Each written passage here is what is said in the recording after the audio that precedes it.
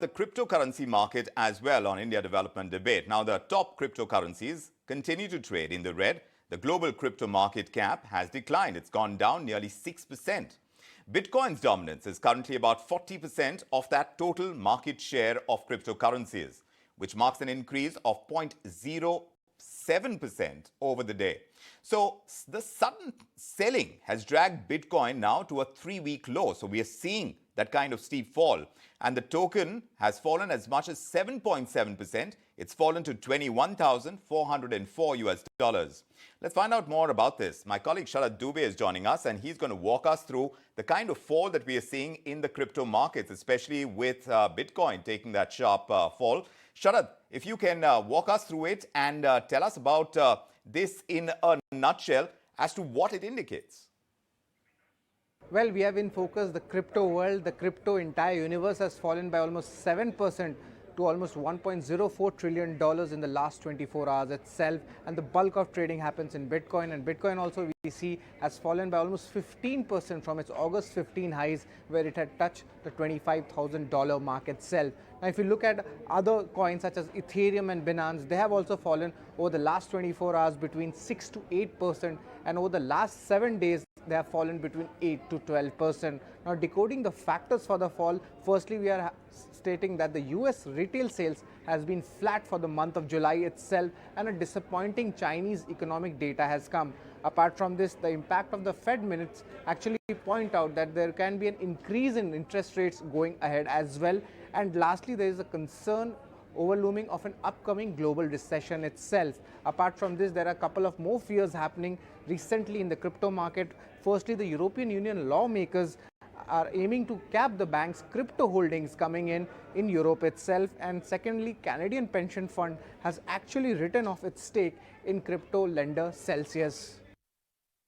Sharad, thanks very much for walking us through those details about the kind of, pressure, I can call it, within the crypto markets.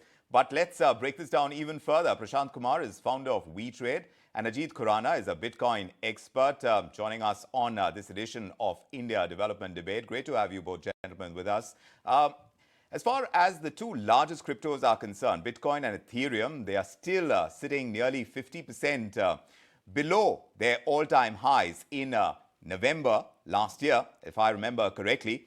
Bitcoin alone has gone below the $22,000 mark now. It's at the lowest in 3 weeks as we see it. Of course, alarm bells have gone off when Bitcoin dropped below $19,700 level, and the market cap of Bitcoin dropped significantly in recent times. So the real question to start with, Ajeet, is why are we seeing such a sharp fall? 2 points here. First of all, we are at a 70% off from the 69,000 level to a 21,000 level. But the interesting point is that if I look at today being 19th of August, and I look at 19th of August 1 year ago and 2 years ago, we are almost exactly half of 1 year ago, but almost exactly double of 2 years ago. What I'm trying to point out is that while Bitcoin has, to the disappointment for all of us in the crypto space, acted as very highly correlated with the other macroeconomic factors such as liquidity in the market, but at the same time, it is in the inherent nature of this beast to be very volatile. It certainly is. And like most markets, we have seen volatility, but here we're talking about sharp sell-offs. Prashant Kumar, if investors continue to stay away from riskier assets and there are these continued fears of inflation, higher interest rates, all those stay, then what do you expect to see next in the crypto market? I mean, are we looking at subdued crypto trades like we saw between early 2018 and mid-2020? Is it a bear market? Is it a bear cycle? Or is it, like some experts are suggesting, the onset even of a big crypto crash?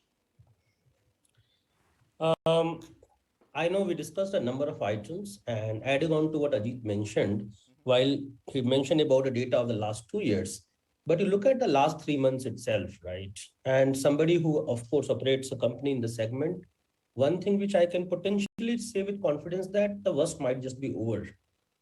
There is a sell-off in the last few days. And in fact, I want to mention also, the volumes is different and pricing is different. The Bitcoin itself, right, has seen, just like any other cryptocurrency, some increase in the last 1 month. And as far as I am concerned, I'm looking at the last 1 or 2 data more as an opportunity, which happens in all the bull and bear cycle, that a consolidation happens. These prices not just are same as what you saw a year or year and a half ago, or more than twice of 2 years ago. These prices are higher than what you saw a month ago. These prices are higher than what you saw 2 years ago. In fact, some of my thoughts continue to go towards the strong linkage of Bitcoin with the Nasdaq listed tech stocks seems to indicate to me that it is becoming more and more larger part of the technology ecosystem, in which some of the largest companies are also down in the US, and Bitcoin to Ethereum has shown similar patterns. What we should not forget is, for all said and done, Bitcoin is not just an asset which changes hands.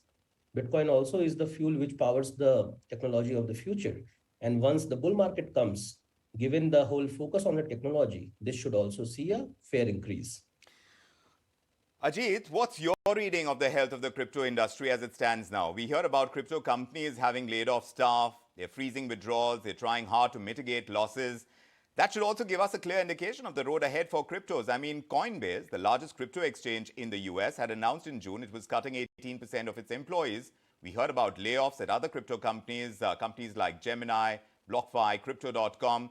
What are you reading? So other than BlockFi, the other three you listed are actually crypto exchanges. Right. Now, crypto and we've had trouble in exchanges, that too, right? Was he right? that's correct. Right? Yeah, and WazirX and then whole host of others. See, primarily the two people who have taken the worst hit, on the one hand, are crypto exchanges because they make a percentage of transaction fee. For the same number of Bitcoin transacted, if Bitcoin has had a 70% retracement in price, that means there's a 70% retracement in the commissions earned. And the second part, which has got hurt more so, which would be Walled in Bangalore or BlockFi globally, are the lenders and borrowers who actually became very aggressive, assuming that a bull market lasts forever. I personally hope Prashant Kumar is right. That's what I want him to be right. However, I don't think so. I personally think that the pain that we encountered when Bitcoin was below 20,000 just a few months ago, that pain is going to widen, because unlike the sideways movement of 2018-19, which was not correlated with the rest of the economy, I think here their money is going out of the market. And when money goes out of a tiny market, such as cryptocurrency, which compared to real estate, commodities, or the stock markets is very, very small, I think that it really drops the prices with it. So the answer to your question is, on the pricing front, I think more pain is in the horizon. On the crypto industry front, there are a lot of very famous companies which had business models and protocols that only work in bull markets. They are all going to die.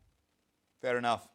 We'll have to see who is right in this matter, and it's always good to have a debate on a show that we call India Development Debate as far as the crypto market is concerned.